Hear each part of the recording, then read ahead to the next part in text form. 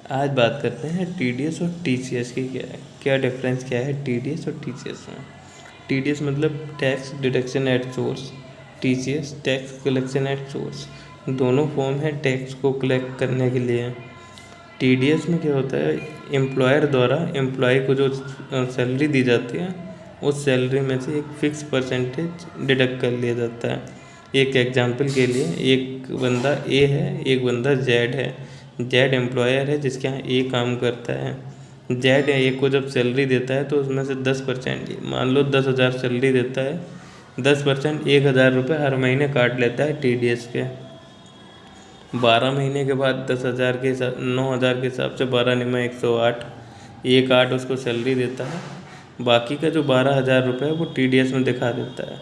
अब जो ए है वो तो भाई टैक्स के स्लैब में नहीं आता है, क्योंकि 12,75 तक टैक्स फ्री है जो सैलरीड एम्प्लॉय हैं उनके लिए। तो वो क्या करता है, टैक्स फाइल करता है। तो टैक्स फाइल करता है जिसमें उसे 12,000 बताता है, भाई सरकार को देखो हमारी इतनी सैलरी नहीं है, हम तो नहीं आते टैक्स के स्लैब में, 12,000 हमारा जो पैसा गया है वापस कर दो। तो वो जो टैक्स डिडक्शन एट सोर्स है उसे गवर्नमेंट वापस कर देती है, वो हमारा टीडीएस है। अब आ गया TCS, tax collection at source. Tax collection at source क्या है, मतलब सपोज करिए एक गोल्ड का व्यापारी है, मिस्टर ए जाते हैं वहाँ पे कुछ ख़रीदने के लिए, 10,000 का गोल्ड ख़रीदते हैं वहाँ पे। अब गोल्ड ख़रीद लिया, कोई दिक्कत नहीं है। व्यापारी 10,300 रुपये का उन्हें बिल देता है, तो वो कहते हैं मैंने तो 10,000 का ख़रीदा है, तो 300 रुपये किस बात के हैं।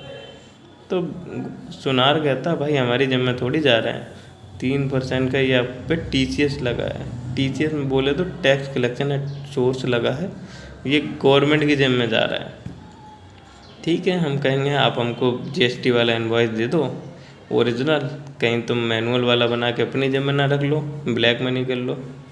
तो वो कहता है ये लो भाई प्रॉपर लो, 300 रुपये सरकार को जा रहे हैं। तो जो मैं 10,000 की ज्वेलरी 10,300 में ख़रीद के लाया, ये 300 रुपये जो गोल्ड व्यापारी है उसके द्वारा सरकार को पे किया गया। ये जो अमाउंट है वो हमारा टैक्स कलेक्शन एट सोर्स कहलाता है। Okay, thank you.